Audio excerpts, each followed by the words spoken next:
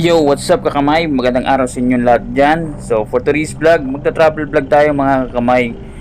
Sobrang init ng panahon kaya kailangan mo natin mag-unwind, mag-chill at magpalamig sa lugar na lagi kong pinupuntahan mga kamay. Kasi alam mo naman, doon tayo nagiging relax at komportable. So malay nyo makarating kayo doon. At nga pala, sobrang nagpapasalamat ako sa mga sumuporta sa ating channel at sa mga bagong subscribers. Marami kayo, sobrang thank you talaga.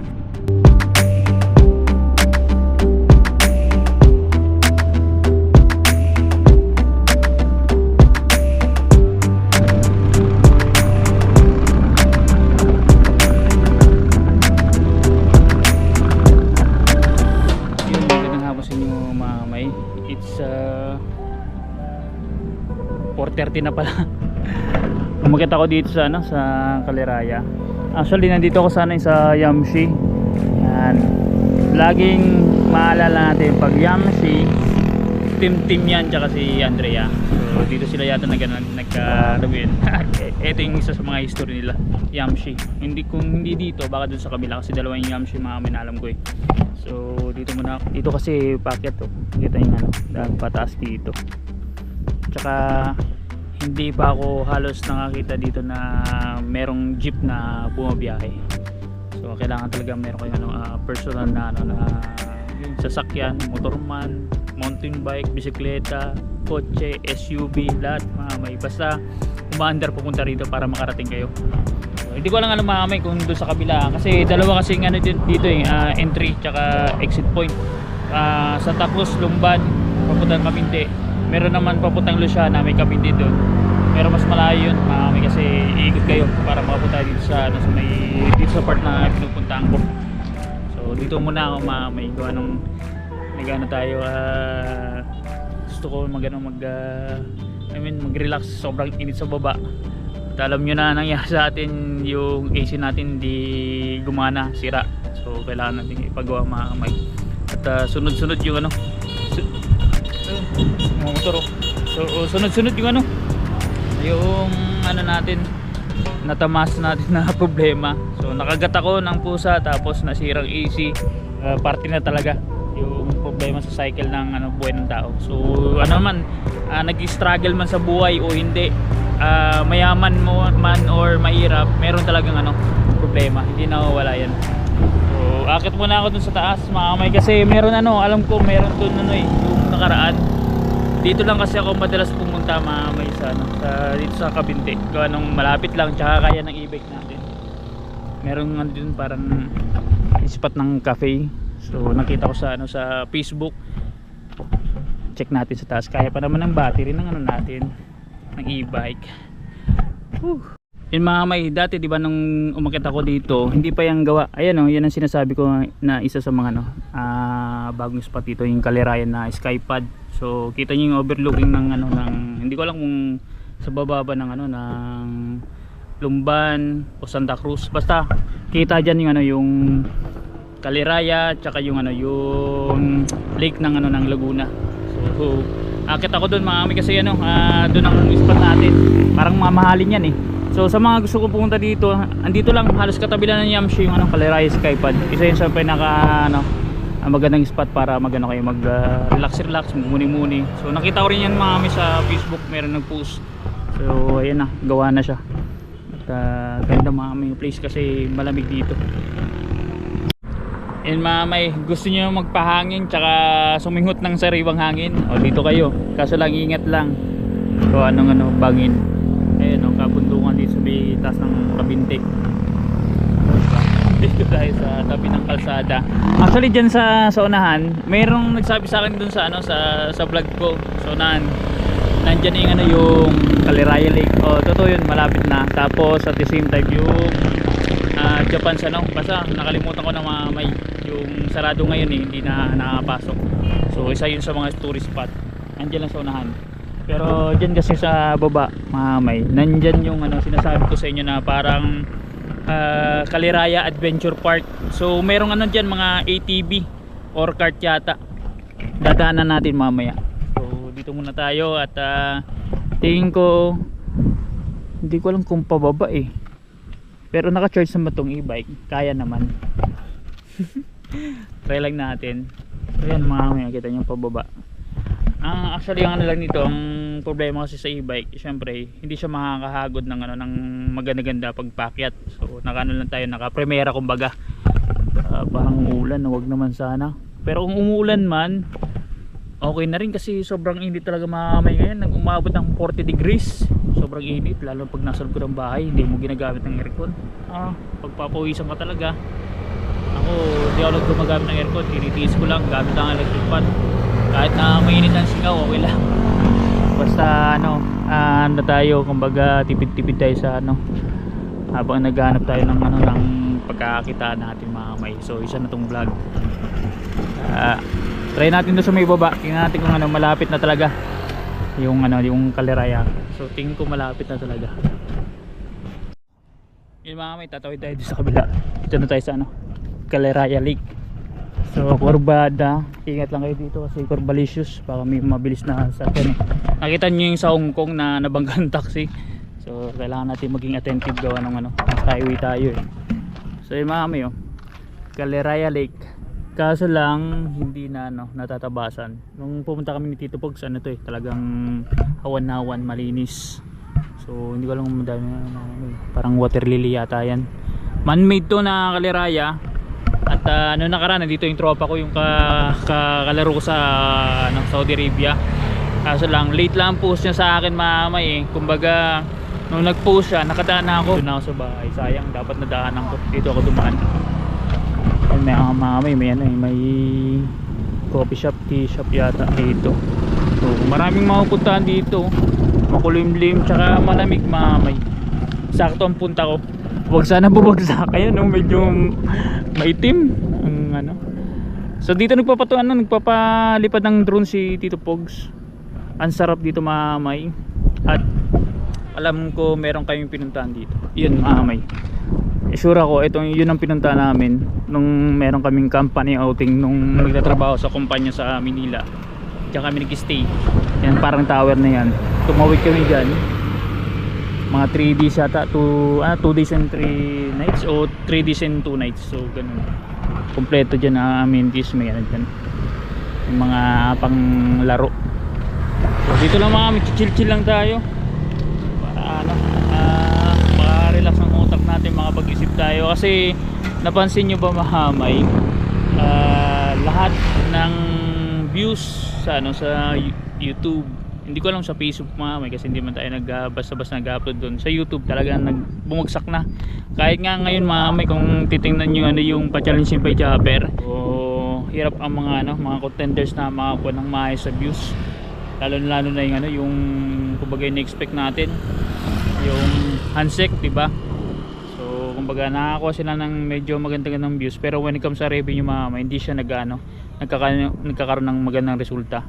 Kasi nga hindi ko alam bakit nagkaganon ngayon hopefully magkaroon ng turn around mamay, kasi papasok na yung bare months alam ko magdo-double yan for sure, kasi per months labasan ng budget yan mga advertiser.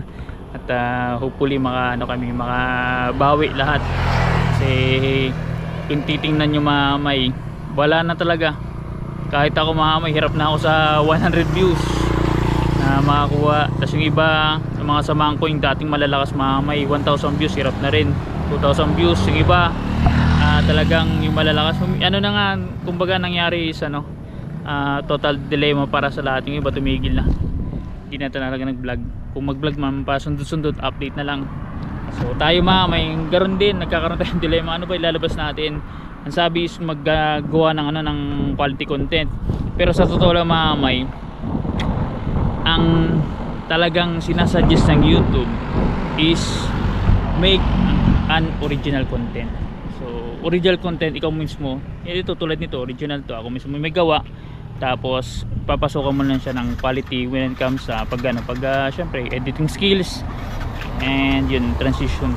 So mostly kasi may raw vlog, kahit naman saan nyo tingnan, raw vlog talagang ang ginagawa ng halos lahat ng ng mga content creators. So nilalagyan na lang nila ng mga effects or mga palaman sa sa vlog. At bibihira lang ang nagbo-boom na quality content sa mga content creator na nag-uumpisa. So wala halos mga kamay, bibihira. So yung iba lang na ano is yung more established na channel, nasanay ng tao doon, so mas in-enhance kasi may mga content creator mga kamay na nag-start ng ano ng scratch, wala pang masyadong alam sa editing hanggang sa in-improve ngayon, mas lalo silang pinatronize. So ganun din mga may ano nangyayari sa pangkalahatan ng mga content creator. So may natawag ka. Ay, may natawag mga kamay, wait lang. Yung mga kamay so pa sa mga ano tinatambay na tourist spot dito. Yan, parang may lighthouse yun. Kaliraya pa rin to. Tapos dito nagpo-photoshoot si Tim. Lalo na doon, kaso lang pinagbawal na kasi nilagyan natin ng fence. Ayan, mahamay. Ito lang yung tambay. Tapos babalik tayo doon. Ikakapit ko din yung GoPro ko dito sa e-bike para makita nyo yung spot na tinatambay ng mga tao. Ayan, yung bato na malaki. Dami natambay dito. Daming natambay, nagbabiking, motor at nagja-jogging. Gusto nyo mag-relax dito, Kaliraya may marami din dito campsite sa Kaliraya, doon sa unahan. Meron din sa unahan din may campsite. So, medyo mag-abla tayo ng 20 minutes.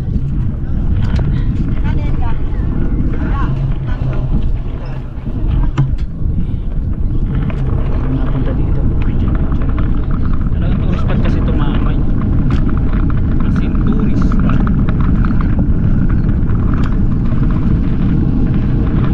Dahan-dahanan tayo kasi baka magkabanggaan.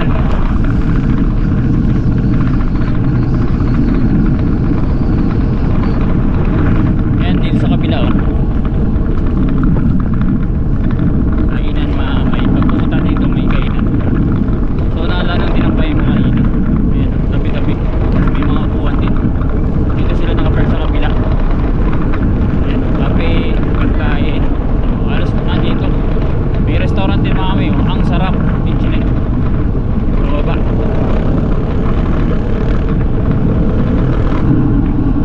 So mga kami, ito ang challenging part. Ayan, napakit mapapalaban si Kusi mga kami, pero kaya naman.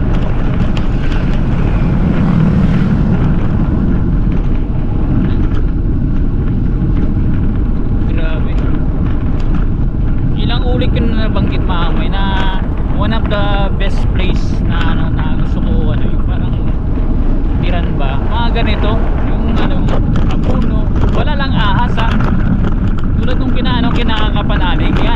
Yun mga gusto ko na place na may meron pala ang jeep kaso lang hanggang dito lang sa lumot, hindi natatagos ang kabila sa kabilang Kabinte side. So ito mga may gusto ko sa mga ganito tulad sa Kampanali, ganun tahimik lang, kompleto na nandun. Kung lalabas ka man, at least malapit mo sa bahay at basta malapit sa pamilihan. So parang lang solemn ng place, walang distraction, hindi ka may stress, hindi ka makakapatid. Maganda na parang ba ganun, hindi lang rest house, talagang bahay talaga na resident na area. Lalapag yan pero hindi yan dito kasi takas ang hangin ito mga may mga bagong tayo na establishment. So nabanggit ko kanina, Kaliraya Adventure Park. So meron silang parang mini resto, tapos may playground mga may merong yung tulad ng ginamit namin, may ATV. So yan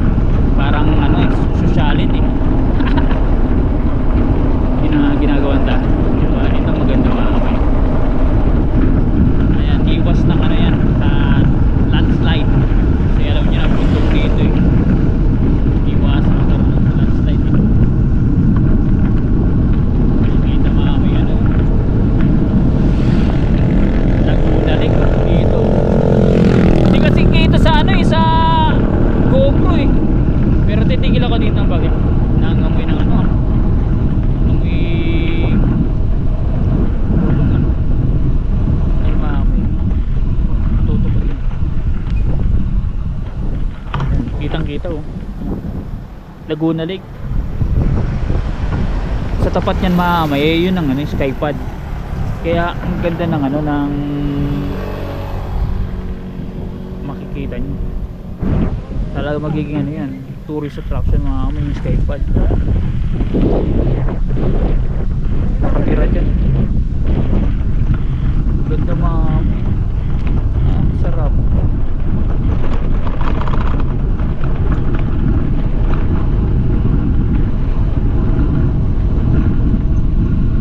Titigil lang tayong bagong hapon. Yan mga mamay. Oh. Kaliraya skypad.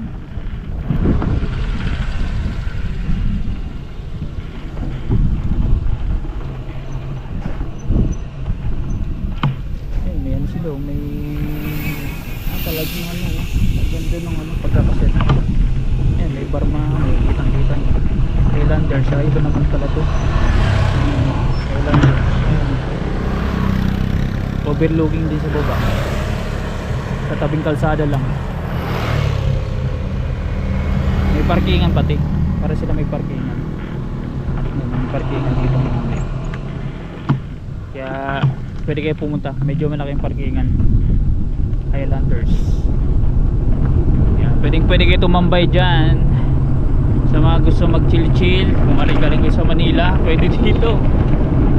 Kung ano mas maganda dito, Baguio medyo malayo sa Baguio. Dito rin mamay tinambayan ko, pwede dito. Dami natambay dito kahit na gabi. Maganda dyan ang ilaw, light din ang ilaw.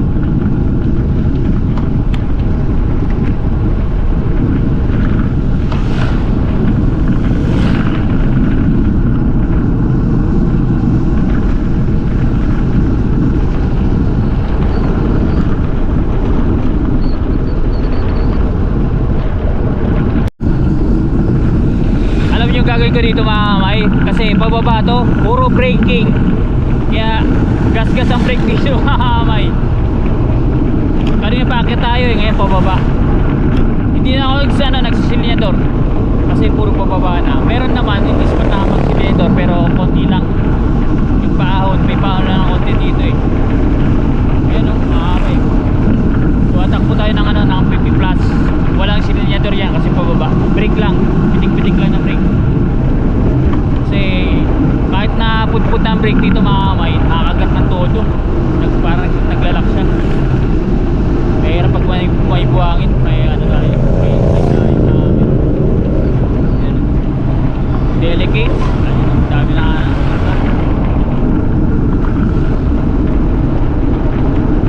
ang sarap pa naman ng hangin, talagang masarap mga kamay, labig. Kaya nagdala ako ng naka-jacket ako. Bababa, oo. Diba? Control lang ng lalo sa kurbada mamaya, may jogging. Brake lang tayo, pitik lang ng brake mamaya kasi iwas slide.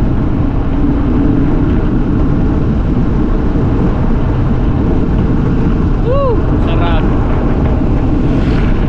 Pag-relax ang bagya mamay. Hindi pa tayo nagamit ng ng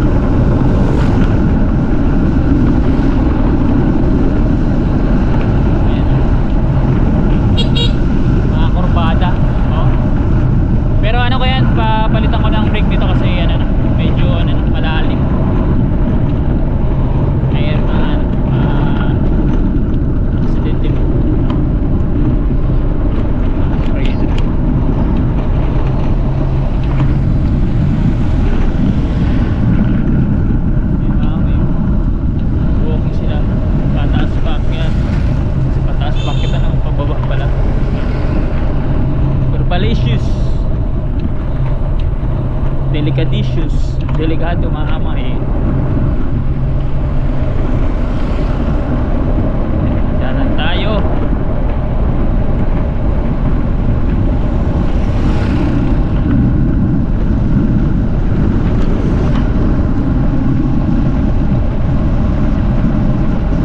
Lapit na tayo sa baba. Lumpa na tayo. Lumpa na tayo. Bilis oh. Walang sili-sili niya doon yung mahamay. Walang yan ano. Mag-break lang tayo.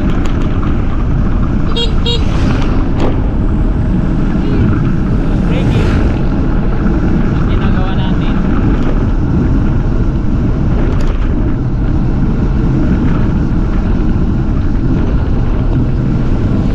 Puro break lang umahamay kasi pababa.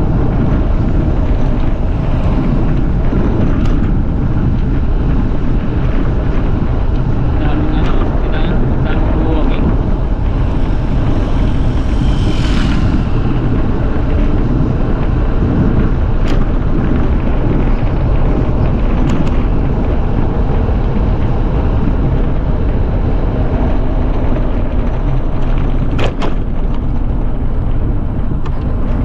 Yun ang mga tabayanan lagi, mga tumatawid. Delicadicious. Dahil dito na tayo crossing.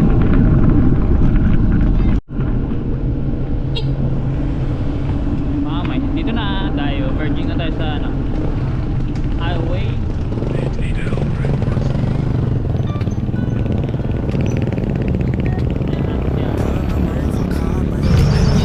Palabas na tayo. Nakaiwan tayo ng traffic sa may ano, bayan. Matigis tayo ng ano, 10 minutes. Managang Problema na kaya namang masolusyonan. Ako si Pidog Official. Wasn't playing